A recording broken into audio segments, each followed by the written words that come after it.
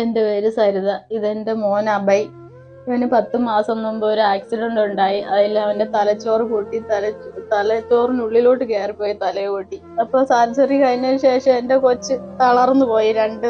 ഒരു കൈയും കാലും തളർന്നു പോയി, ഒരു ഭാഗം. ഞാൻ വീട്ടു ജോലി ചെയ്താണ് എന്റെ മോനെ വളർത്തിയത്. ഇതിന്റെ ഇളയത് ഒരു മോളാണ്, അനാഥാലയത്തിൽ നിർത്തിയേക്കാണ്.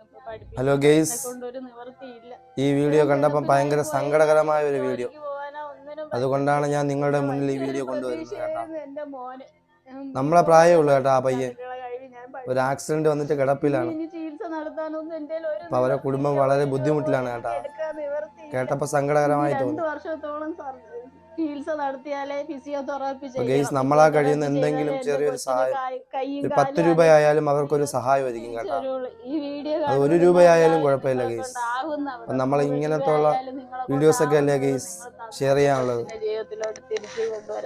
വളരെ സങ്കടകരമായ വീഡിയോ പറയാണ്. ഈ വീഡിയോ ആരും തട്ടി മാറ്റി പോകരുത്. കാരണം എന്താണെന്ന് വെച്ചാൽ കുടുംബത്തിലെ ഏക ആശ്രയായിരുന്നു അഭയമോന്. 21 വയസ്സ് മാത്രമേ പ്രായമുള്ളൂ. തലച്ചോറിനും സർജറി കഴിഞ്ഞു മുന്നേ ഒരു ആക്സിഡന്റ് തീർച്ചയായിട്ടും ഞാനും എന്തെങ്കിലും സഹായം ചെയ്യും. പോയിട്ടാണ് കഴിഞ്ഞുകൊണ്ടിരുന്നത് സഹോദരങ്ങളെ.